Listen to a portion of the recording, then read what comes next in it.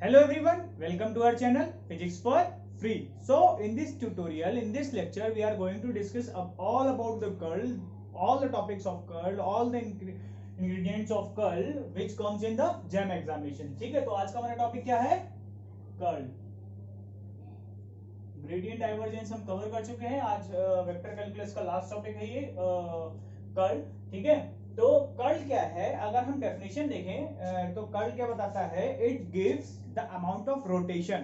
ठीक है, what it gives is it gives the amount of rotation effect in the vector field of that vector function. अगर definition wise देखें कि formula क्या होता है, तो हाँ, सबसे पहली बात तो यह है कि जो कर्ल होता है वो मैंने आपको बताया था कि जब डेल ऑपरेटर को किसी भी वेक्टर v पर वाया क्रॉस प्रोडक्ट ऑपरेट करते हैं तो उससे जो हमको क्वांटिटी मिलती है वो हमको क्या मिलती है, वो उसको क्या बोलते हैं? हम कर्ल बोलते हैं, curl of that vector function of v.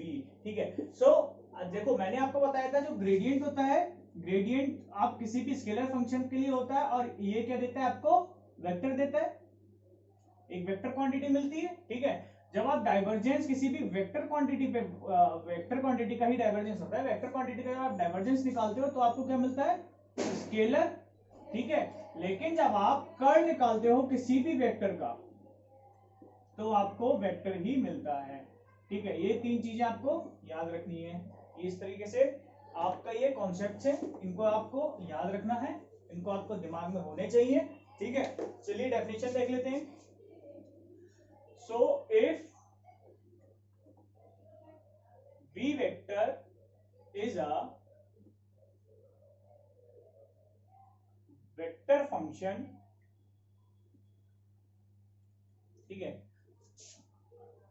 then curl of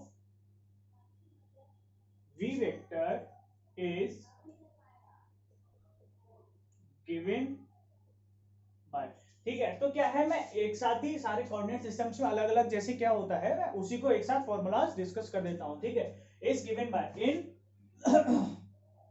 sorry in Cartesian coordinate.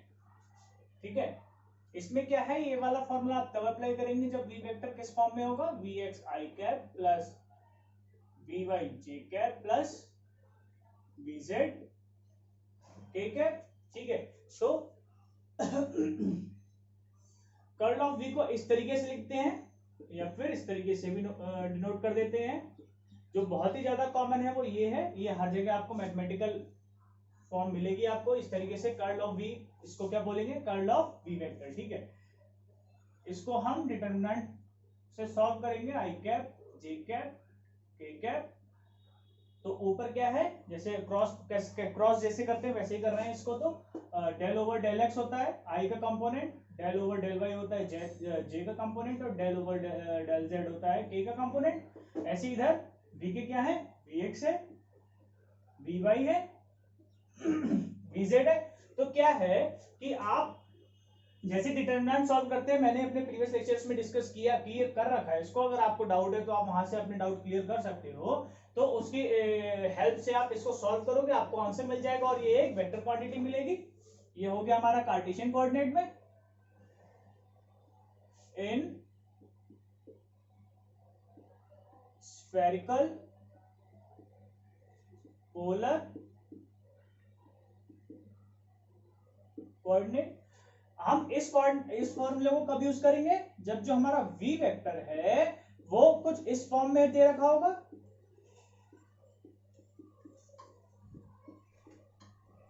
ठीक है, तो अगर को हमारा जो v वेक्टर है वो पोलर फॉर्म में, स्फेरिकल पोलर फॉर्म में दे रखा होगा, तो जो कर्ल का फॉर्मूला है वो किस हिसाब से लिखेंगे आप? 1/r sin theta. ठीक है, r कैप, यहां पे थीटा के साथ r लग जाएगा और फाई कैप के साथ r sin थीटा लग जाएगा.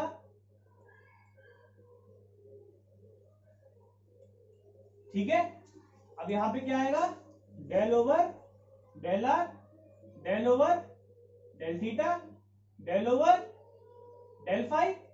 फिर इसके बाद क्या आएगा? वी आर अब जैसा जैसा यहां हमने मल्टीप्लाई किया है यूनिट वेक्टर्स में, वैसे वैसे यहां मल्टीप्लाई कर दीजिए, r v theta r sine theta v phi, ठीक है, और ये यहां पर क्लोज, ठीक है। तो ये डिटरमिनेंट हो गया, डिटरमिनेंट को सॉल्व कर ही लोगे हम आगे इस पे क्वेश्चंस जब करेंगे तो हम आपको ये सब क्लियर कर देंगे कि ये किस तरीके से सॉल्व हो रहा है, ठीक है। तो हम एक दिन क्वेश्चन डिस्कशन करेंगे, तो इसको याद रखेंगे ये किस तरीके से curl of v in different different coordinate systems में कैसे होता है, यूज करते हैं, इनको फॉर्मलिज्म है, ये सब याद रखिएगा आप लोग, ठीक है। तो हमारा थर्ड जो है कोऑर्डिनेट सिस्टम्स वो क्या है, सिलिंड्रिकल कोऑर्डिनेट सिस्टम, ठीक है। ये वाला हम कब यूज करेंगे, जब वी वेक्टर हमारा किस फॉर्म में होगा, v rho rho cap plus v phi v cap plus v z z cap. तो curl of v vector is equal to curl of v vector, इसको आप किस तरीके से, इसमें क्या होगा, 1 upon rho rho cap rho phi cap और जेड कैप, यहां पे क्या आएगा, del over del rho del over del phi del over del z, फिर इसके बाद क्या आएगा आपका वीरो, जैसे मैंने बोला जैसे ऊपर मल्टीप्लाई किया यूनिट वेक्टर्स में वैसे ही इसके कंपोनेंट्स में कर दीजिए, v5 और vz। डिटरमिनेंट को आप सॉल्व कर लीजिए, आपको आंसर्स मिल जाएगा, ठीक है। तो ये हो गया आपके कर्ल की डेफिनेशन, मैथमेटिकल फॉर्म्स, ठीक है, फॉर्मलिज्म इन different different coordinate systems, Cartesian coordinate systems, जिसका जो पॉइंट्स होते हैं वो आप एक्स वाई जेड से डिनोट करते हो, ठीक है। स्फेरिकल पोलर, इसको आप पॉइंट्स जो होते हैं आर थीटा फाई से डिनोट करते हो, स्फेरिकल सिलिंड्रिकल कोऑर्डिनेट सिस्टम्स, इसमें रो phi z, sometimes some scientists use r instead of rho, so we can use anything, either rho or r, so more standard is rho, that's why I'm using rho, ठीक है। तो no problem with this, तो r भी use कर सकते हो आप, rho भी यूज कर सकते हो, ठीक है। तो अब हम लोग क्या है, अब हम लोग देखते हैं कि इसका फिजिकल सिग्निफिकेंस क्या है।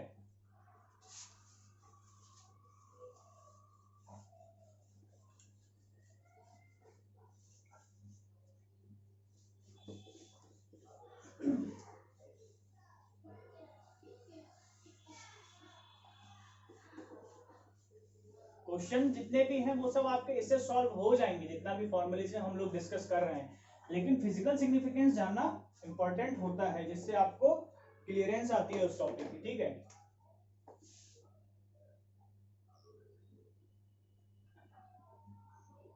फिजिकल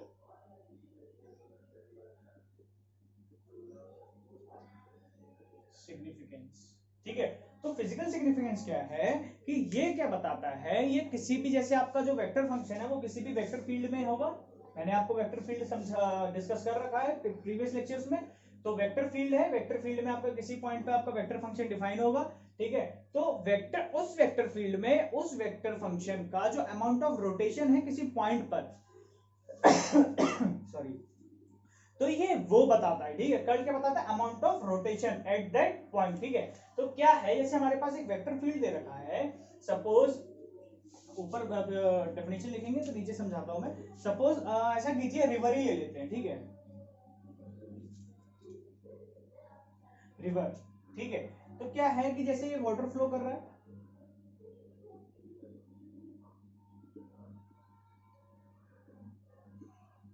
तो क्या होता है, रिवर में हमेशा मिडिल वाला जो पार्ट होता है वो तेज फ्लो करता है, यहाँ पर जो साइड होते हैं वो क्या होता है, फ्रिक्शन की वजह से जो किनार मतलब जो किनारे पे होता है वो वाटर हल्के थोड़ा स्लो फ्लो करता है, तो ये कुछ इस तरीके से फ्लो करता है, मतलब सेंटर पे ज्यादा दूर तक, इस तरीके से आप देख सकते हो, ठीक है। मोर क्लैरिटी के लिए मैं क्या करता हूं, इसको इस तरीके से, फिर ये, ठीक है, कुछ इस तरीके से। तो जब हमारा, अगर सपोज हमने कोई भी एक वुडन बॉक्स, किसी भी एक वुडन बॉक्स को हमने यहाँ पे रख दिया कुछ इस तरीके से, कुछ इस तरीके से हमने वुडन बॉक्स को रखा, ये एक हमारा वेक्टर फील्ड हो गया वेलोसिटी के लिए, वाटर फ्लो चल रहा है, ठीक है। वेलोसिटी के लिए वेक्टर फील्ड हो गया, हर पॉइंट पे वेलोसिटी डिफाइन होगी हमारी यहाँ पर, ठीक है। और उसकी डायरेक्शन भी दे रखी है, स्ट्रीमलाइन फ्लो है सपोज, ठीक है। तो क्या है कि जब ये हमारा वुडन बॉक्स है, जब बीच जो सेंटर की तरफ जितना आप ऐसे बढ़ते जाएंगे सेंटर तक, तो क्या है वेलोसिटी इंक्रीज होती जा रही है वाटर मॉलिक्यूल्स की, और जैसे जैसे आप किनारे की तरफ जा रहे हो तो क्या हो रहा है, उसकी वेलोसिटी कम हो रही है। तो जब थोड़ा सा आगे बढ़ेगा तो ये कुछ इस तरीके से टिल्ट हो जाएगा, है ना। थोड़ा सा ये आगे तो बढ़ेगा लेकिन हल्का सा टिल्टेड हो जाएगा। तो ये वाला जो इफेक्ट है, ये वाला जो इफेक्ट को बोलते हैं वो कर्ल बोलते हैं। कर्ल मतलब क्या होता है, अपनी फिंगर कर्ल करते हैं, मतलब घूमना, रोटेशन। तो उसी से है, इसका फिजिकल सिग्निफिकेंस क्या है, रोटेशन से है, रोटेशन, ठीक है। ये रोटेट हो गया तो मतलब इस वेक्टर फील्ड का इस पॉइंट पर रोटेशन है, बिल्कुल है। तो यहाँ पे कर्ल ऑफ वी वेक्टर 0 नहीं मिलने वाला इस पॉइंट पर, ठीक है। तो यही इसका फिजिकल सिग्निफिकेंस है, ठीक है। तो what it gives,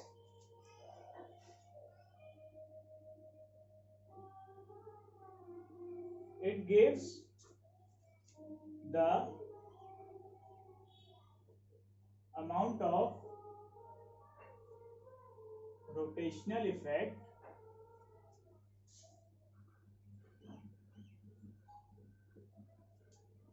of the vector function in the vector field, ठीक है। तो हमको इससे क्या पता चलता है, amount of rotational effect. Effect क्या है, रोटेशनल इफेक्ट हमारे को क्या मिलने वाला है, ठीक है। अब जैसे मैंने डाइवर्जेंस में डिस्कस किया था, ये तो सब हो गया हमारा, कर्ल इतना ही है, इससे ज्यादा नहीं पूछा जाता है कर्ल में। एक चीज और मैं डिस्कस कर देता हूँ इसमें, फिर हम लोग ग्राफिकल इंटरप्रिटेशन की तरफ चलेंगे इसके। तो इसमें क्या है, जैसे कि उसमें मैंने बताया था कि जब डाइवर्जेंस ऑफ v 0 होता है तो क्या होता है, इससे क्या, इसको क्या बोलते हैं कि जो हमारा v वेक्टर है वो क्या है, सोलेनोइडल है, ठीक है, सोलेनोइडल है, ठीक है। तो ऐसे ही यहाँ पे एक नोट डाल के लिख लेते हैं, अगर if curl of v vector is 0 then v vector is irrotational. याद करने की जरूरत नहीं है इसको, इररोटेशनल को, कर्ल ऑफ भी 0 होगा। अब कर्ल ऑफ भी कुछ नहीं, मतलब कुछ क्वांटिटी मिल रही है तो ऑब्वियस सी बात है रोटेशनल इफेक्ट दे रहा है। और जब 0 आ गया तो रोटेशनल इफेक्ट नहीं है, रोटेशनल इफेक्ट नहीं है, what it means, it is irrotational in nature, ठीक है। तो sometimes it asked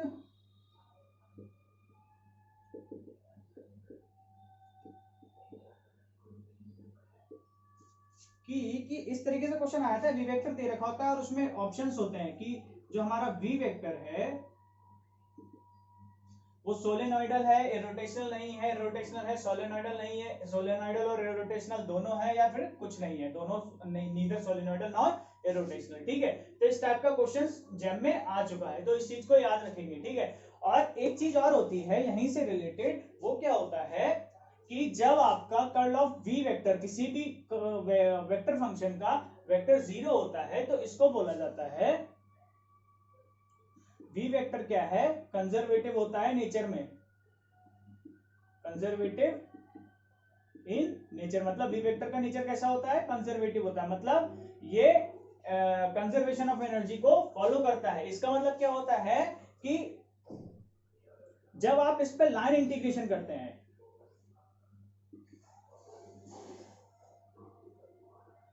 line integral of v vector is independent of path। Suppose आप लाइन इंटीग्रेशन, आप इंटीग्रेशन कर रहे हो एक पॉइंट ए से बी तक, ठीक है। आप इस पॉइंट, इस पाथ से जाओ, इस पाथ से जाओ, इस पाथ से जाओ, ऐसे ऐसे करके पूरा घूम के जाओ, मतलब कि आप किसी भी पाथ से जाओ, इस पे इफेक्ट नहीं होता है, ये केवल इनिशियल और फाइनल पोजीशन पर ही डिपेंडेंसी रखता है। तो जब हमारा कर्ल ऑफ वी वेक्टर 0 होता है तब ये वाली प्रॉपर्टी फॉलो होती है, ठीक है। इसको याद रखेंगे, इससे एक आध क्वेश्चन पूछा गया है अपने प्रीवियस ईयर्स में, हम लोग इसको डिस्कस करेंगे जब प्रीवियस ईयर डिस्कस कर रहे होंगे, ठीक है। तो ये हो गया line integral of v vector is independent of path, ठीक है। और एक चीज और आती है, अगर curl of v vector is 0 then what, आप किसी भी v वेक्टर को, उस v वेक्टर को एज अ स्केलर पोटेंशियल के ग्रेडियंट में लिख सकते हो। ये है आपका फाई इज स्केलर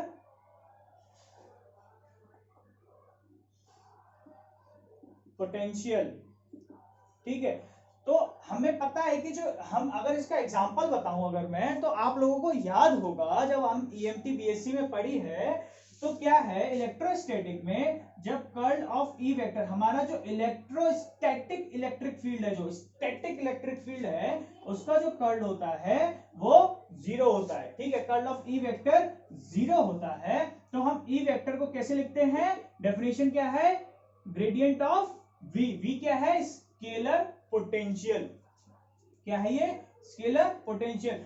फिजिसिस्ट इसमें माइनस यूज करते हैं टू कंपनसेट द डायरेक्शन, लेकिन हम किसी को भी इस तरीके से, अगर किसी भी वेक्टर का कर्ल 0 है तो हम उसको किसी ना किसी वेक्टर स्केलर पोटेंशियल के फॉर्म में इस तरीके से लिख सकते हैं। ये एक जनरल प्रॉपर्टी होती है अगर curl of some vector is 0। तो इस चीज को याद रखेंगे, ये बहुत ही बेसिक पॉइंट्स हैं जो कि आगे हम लोग फिजिक्स में यूज करते रहते हैं, ठीक है। तो अब हम लोग देख लेते हैं, ये तो सब हो गया फिजिकल सिग्निफिकेंस, रोटेशनल सेंस और किस किस तरीके से क्या क्या होता है, ठीक है, डेफिनेशन क्या हो गई। अब हम देखते हैं कुछ एग्जांपल्स इन ज्योमेट्रिकल फॉर्म, जैसे मैंने डाइवर्जेंस में भी डिस्कस किए थे।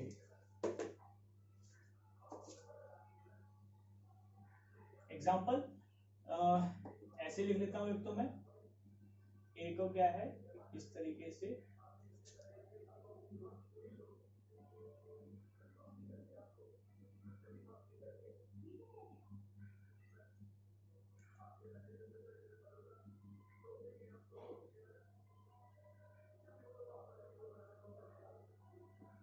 ठीक है। अब आप देखिए ये एरोस की जो लेंथ है वो मैंने इक्वल बनाई है, ठीक है।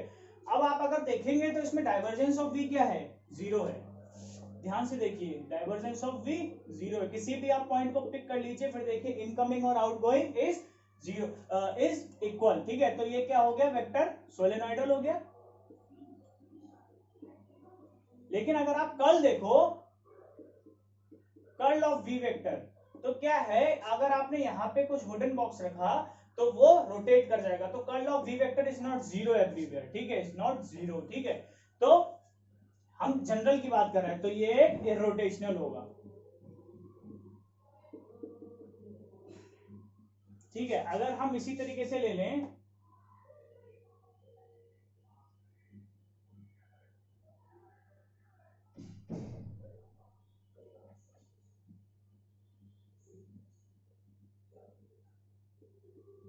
इसमें क्या है कि नीदर सोलेनोइडल नॉर इरोटेशनल। तो ये इरोटेशनल नहीं, सॉरी मैंने गलती से ये इरोटेशनल लिख दिया, ये रोटेशनल है, ठीक है।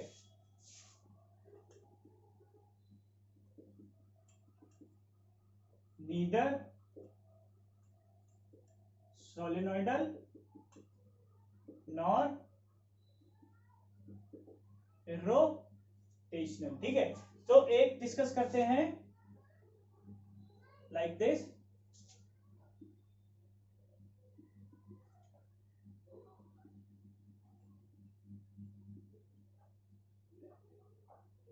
ठीक है। तो इसमें क्या है कि इसमें आप देख सकते हो इफेक्ट मिल रहा है आपको, रोटेशन भी, और क्या है, रोटेशन भी है इसमें और सोलेनोइडल नहीं है, ठीक है। डी ऑप्शन में अगर हम कुछ इस तरीके से लिख लें, बिल्कुल एकदम straight, all are simply straight and equal lines, ठीक है। तो इसमें क्या है, ये डाइवर्जेंस भी 0 मिल रहा है आपको, और आप कहीं भी वुडन बॉक्स को रख दीजिए, कुछ भी रख दीजिए, वो आगे की तरफ सिंपली बढ़ता जाएगा, मतलब रोटेशन नहीं मिलेगा, रोटेशन हमारा 0 मिल रहा है। तो it is solenoidal and irrotational. Here also क्या है, ये neither solenoidal nor रोटेशनल। तो इस तरीके के कुछ फिगर्स आ जाते हैं कुछ एंट्रेंसेस एग्जामिनेशंस में, एमएससी के एंट्रेंस एग्जामिनेशंस में। मुझे एग्जैक्टली याद नहीं है कि जैम में पूछा गया है कि नहीं, लेकिन ये बहुत ही इंपॉर्टेंट है। और भी आप एमएससी एंट्रेंसेस एग्जामिनेशंस दोगे आगे तो उन सब के लिए ये इंपॉर्टेंट है, ठीक है। तो इसकी आपको समझ होनी चाहिए, अंडरस्टैंडिंग इसकी होना बहुत ही ज्यादा जरूरी है, ठीक है। सोलेनॉइडल क्या है, रोटेशनल क्या है, इससे तो क्वेश्चन पूछा जाता है। वो लोग क्या करते हैं, कंपोनेंट फॉर्म दे देते हैं। तो कंपोनेंट फॉर्म को भी मैंने आपको फॉर्मलिज्म डिस्कस कर दिया है, आप लोग इजीली निकाल सकते हो, ठीक है। तो अगर आपको ये हमारा वीडियो पसंद आया हो तो प्लीज इसको सब्सक्राइब कीजिए, लाइक कीजिए और ज्यादा से ज्यादा शेयर कीजिए, जिससे कि हमारे इस इनिशिएटिव का, जो कि हम आगे बिल्कुल एकदम कंटिन्यू करेंगे, जेम 2021 तक क्वेश्चंस डिस्कस करेंगे, इसका ज्यादा से ज्यादा स्टूडेंट्स प्रॉफिट ले पाए। Thank you.